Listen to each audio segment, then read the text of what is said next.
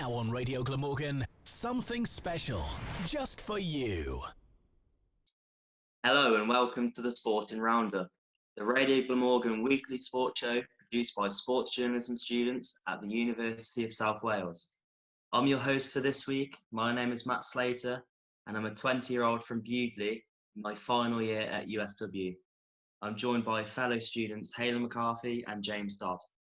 We have a great show lined up talking all things sport, including the opening weekend of the Six Nations, where Wales take on Ireland this Sunday at the Principality Stadium in Cardiff. Now let's get this show up and running. Here is Sweet Caroline by Neil Diamond. That was the classic, Sweet Caroline by Neil Diamond. Now, throughout the show, we will be asking you questions. This week, Wales play Ireland, so we'll be playing famous commentary moments that have happened in the Six Nations between the sides. Your job is to guess the year the match took place. Now, as we're on the topic of rugby, here's James and Haylen talking you through all the action in the sport this week. Thank you, Matt. So, James, it's the first round of the Six Nations fixtures this weekend. Wales play Ireland in Cardiff this Sunday. What are your thoughts on that? Yeah, I'm obviously, I'm excited. I'm not as excited as, if it was a normal Six Nations with all the fans. So that is a little bit disappointing. But look, it's an opportunity for Wayne Pivac to really start the year well. It's not going to be an easy Ireland team. We all know how good Ireland are. The last, 3 home Six Nations games, though, Wales have beaten Ireland, despite Ireland, winning the last 4 against the sides in all competitions. So, yeah, look, it's going to be a tough one, but it's an opportunity. I'd say, the scrum will be incredibly key, for teams to get the possession territory they need and ultimately score the points. But yeah, I'm excited.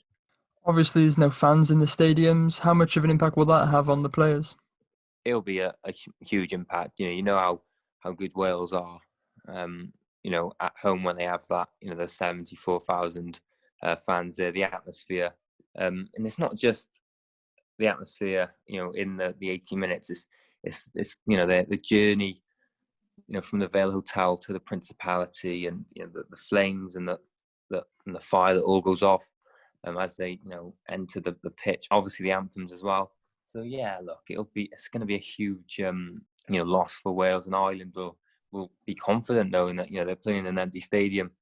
That amazing class atmosphere that normally is in the Principality isn't going to be there. So I think they will be fancying their chances.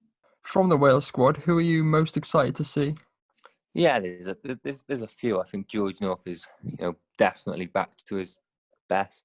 He's been playing very well for the Ospreys recently. He's one that will really want to make a big impact in the Six Nations. Jared Evans as well. He's only had a few Wales caps and they haven't gone that well. But for the Blues recently, you've seen his form. How he's played it in those 2 recent games against the Scarlets.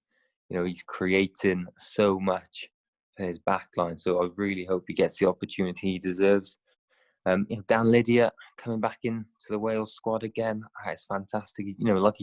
Like George for the Ospreys, Dan Lydia has been playing fantastic for the Ospreys. Navidi's been injured. He's back in the squad. So he'll want to make his mark, and Josh McLeod as well. He'll want to get his debut. So there's so much out there. So much opportunity for some Wales players that some might not expect themselves being a Lions store could well play themselves into it if it goes ahead this year.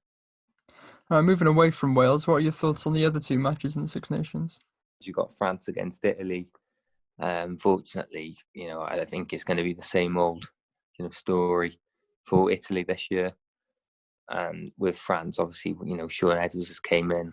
Not just their attack now, the defence is superb. There is obviously an empty crowd, an empty stadium, but yeah, I'd expect France to win that pretty comfortably. In England against Scotland, Calcutta Cup match.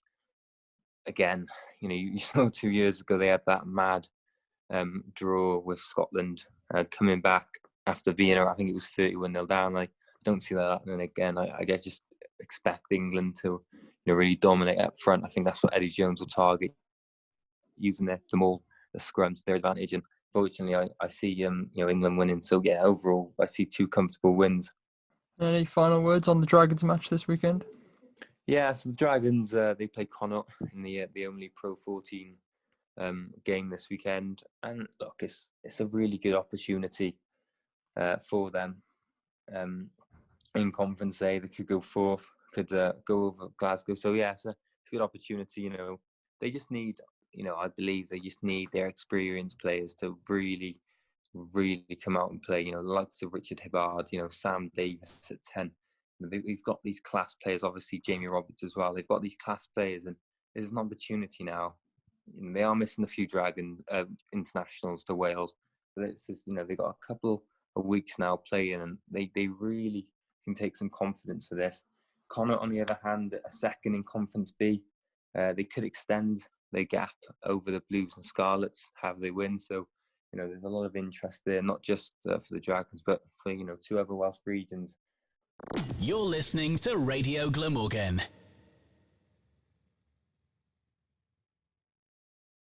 Cheers, James and Halen. You'll be hearing from them again shortly. Now it's time for your first quiz question. Can you guess which Wales versus Ireland match this is by just listening to the commentary? Here it is. Oh, Lee Byrne, aching for the pass that never came. Stephen Jones, now then some width. Shane Williams, always a buzz of excitement. Williams has scored. Is there a sharper winger in the world at the moment than sizzling Shane? As you discussed that, here is another classic for you to enjoy. It's Brown Eyed Girl by Van Morrison. Released in 1967, that was Brown Eyed Girl by Van Morrison. Now we're going to turn our focus on the football action. Once again, here is James and Halen. Thank you, Matt. So, Halen, Mick McCarthy's appointment at Cardiff City, what are your thoughts?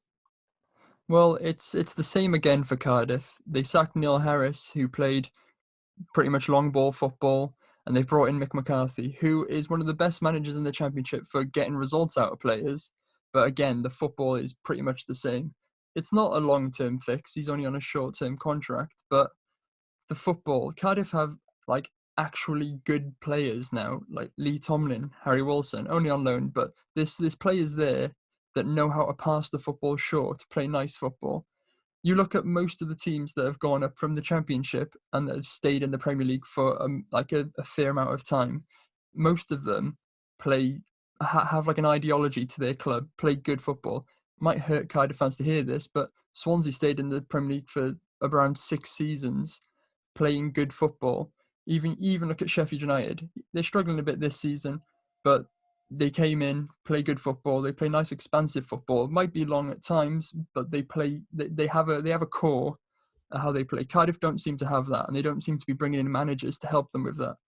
Mick McCarthy's first 2 games, a 2-2 draw against Barnsley. They were 2-0 down. They brought it back quite nicely, and a 1-1 draw against Millwall away. A Millwall side that have only won 1 game at home this season. So going away to the Den, you're looking at that thinking you probably get 3 points. So it's not been the greatest start for Mick McCarthy in 2 games where you'd probably expect him to do a bit better. But I just feel like it's probably time for Cardiff to bring in a manager that can try and bring a new ideology to the way they play to try and bring them some long-term success. And Cardiff's deadline day, what are your thoughts?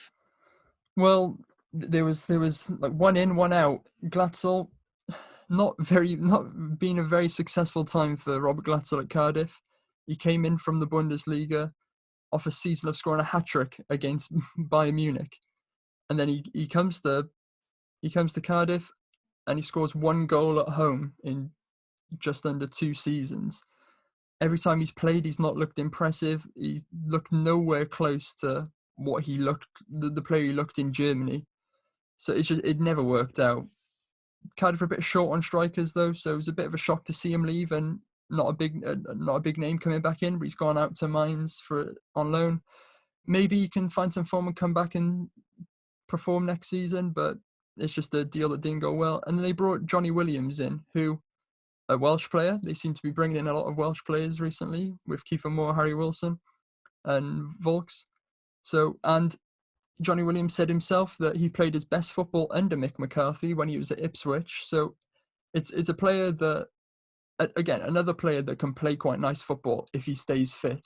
So if they can keep him fit, they've got a really good player there, and he's with a manager that he trusts and knows how to play well under. So that's a great signing if he can stay fit, and that's the big if throughout his career. He's had so many injury concerns.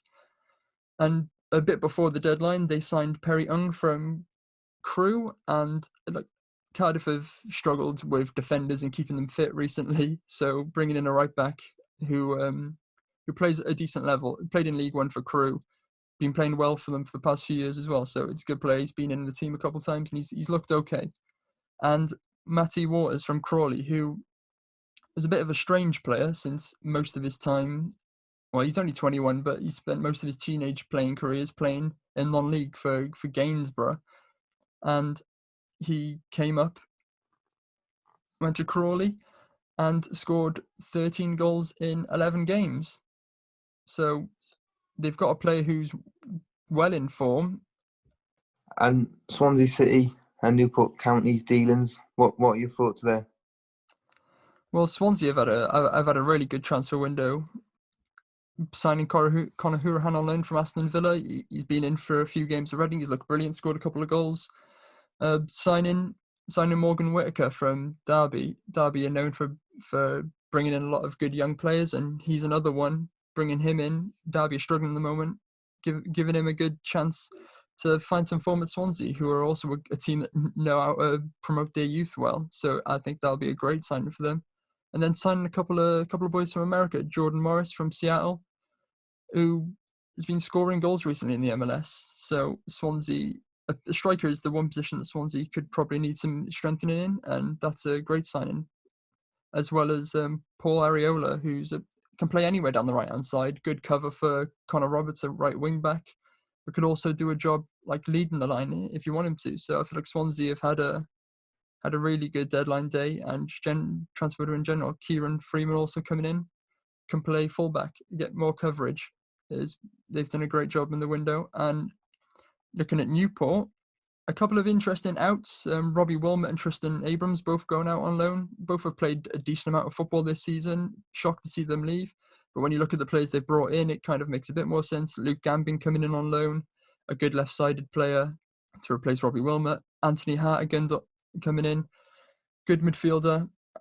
You're looking at Nicky Maynard and Dominic Telford, two strikers coming in, who Tristan Abrams has played a few games, not scored too many goals, only 4 goals from this season. So Dominic Telford and Nicky Maynard, we've seen him play Premier League and Championship football.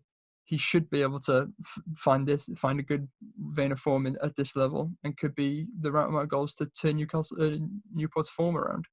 Radio Glamorgan. Cheers again, boys. I think it's time for another quiz question, don't you?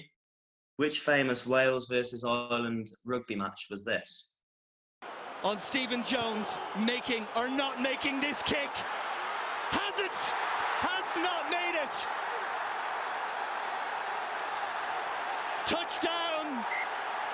And it's Ireland's day. Yes! 61 years awaiting. We're going to stay with a quiz. Here is your third and final bit of commentary. And Wales, there it is, doing to Ireland what Ireland did to Wales last year. Michael Owen with the dummy. Oh, he has got wonderful hands, the Welsh number 8. Martin Williams, the dive pass. Tom Shanklin. Shanklin for the line. Kevin Morgan. Morgan to put the seal on the win. To put the cream on the Grand Slam cake. All three will be played again at the end of the show, so make sure to keep thinking. Now here's your final song of the show. It's Jump by Van Halen. That was Van Halen with their popular song Jump. We also have a special interview for you to listen to. Second year sports journalism students Ben Thomas and Ellie Reynolds spoke to Welsh professional footballer Jess Fishlock earlier in the week about her impact on the LGBT community. You've obviously had a massive positive impact on everyone because you were named Pink List's most influential LGBT person in Wales. What was it like getting that recognition? Yeah, It was really nice, actually. The woman actually got in touch with my family first, which was that's which was lovely. nice. Yeah, because I was in America. But yeah, of course, look, it's always really nice to get recognition. I think everybody in the world will accept that, and when you do things, then you don't do it for the recognition, but then when you get it, it's nice that you realize it's been noticed. So that was really nice, and especially if it was Wales. I mean, I love Wales, so anything that happens with us, it always feels 10 times nicer. So yeah, it was great. I had my family actually ship out the little plaque they sent me to America, and my mum was like, "Really?" I was like, "Yeah, I want to see my little plaque." Frame it. So recently you've been involved in the charity Stonewall. And obviously, for those of you who don't know, Stonewall is the UK's leading LGBT equality charity that aims to let all lesbian, gay, bi, and trans people know they're not alone. Stonewall empower LGBT people to be their authentic selves, enabling them to realise and achieve their full potential, and empower LGBT people and allies to create positive change. So, could you just explain to us your role in Stonewall and what you actually do? I can try. Yeah. So might be one. it is a little of a tough one because my role is very new to me.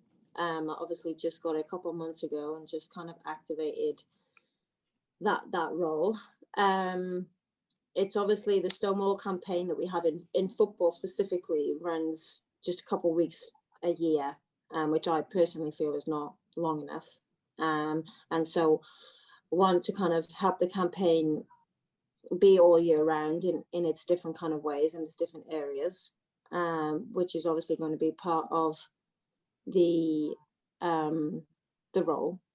And so I think, yeah, it is just, adding to the visibility, but also working behind the scenes throughout the year to keep pushing the campaign that obviously gets so visible in football for 2 weeks of a year, maybe it goes up to a month. But it needs to be more. And so, I'm trying to actively be a part of that message that, okay, yeah, it's good to kind of hone in on it. But, for the rest of the year, these people still need help too. And Stonewall is a fantastic organization and they do so much good work. So it's actually just really nice to be a part of such an inclusive organization. That was Jess Fishlock speaking to second-year sports journalism students Ben Thomas and Ellie Reynolds. You can find the full interview on our course YouTube channel, USW Sports Journalism. Now, let's hear those quiz questions again. Here is number 1. Oh, Lee Byrne, aching for the pass that never came. Stephen Jones, now then some width. Shane Williams, always a buzz of excitement. Williams has scored! Is there a sharper winger in the world at the moment than sizzling Shane? Sound familiar? That was Shane Williams' try against Ireland in 2008. Wales went on to win the match 16-12. A week later, they beat France to win the Grand Slam. Here is the second question again. On Stephen Jones, making or not making this kick. Has it? Has not made it. Touchdown. And it's Ireland's day. Yes! 61 years awaiting. This is Stephen Jones's missed penalty kick in 2009 after 80 minutes had been played.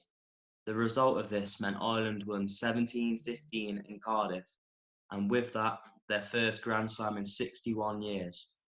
Now, here's your last reminder. And Wales, there it is, doing to Ireland what Ireland did to Wales last year. Michael Owen with the dummy. Oh, he has got wonderful hands, the Welsh number 8. Martin Williams, the dive pass. Tom Shanklin. Shanklin for the line. Kevin Morgan. Morgan to put the seal on the win. To put the cream on the Grand Slam cake. It was another famous day. That was Kevin Morgan's try in 2005, which sealed a first Grand Slam for Wales in 27 years. It was also the first time a team had ever won a Grand Slam playing more away games than at home. And with that, unfortunately, is the end of the show. We hope you enjoyed listening to us and hope you have a safe and enjoyable weekend watching the sport. I've been your host, Matt Slater. Take care and goodbye. You're listening to your award-winning station, Radio Glamorgan. here for you all day, every day.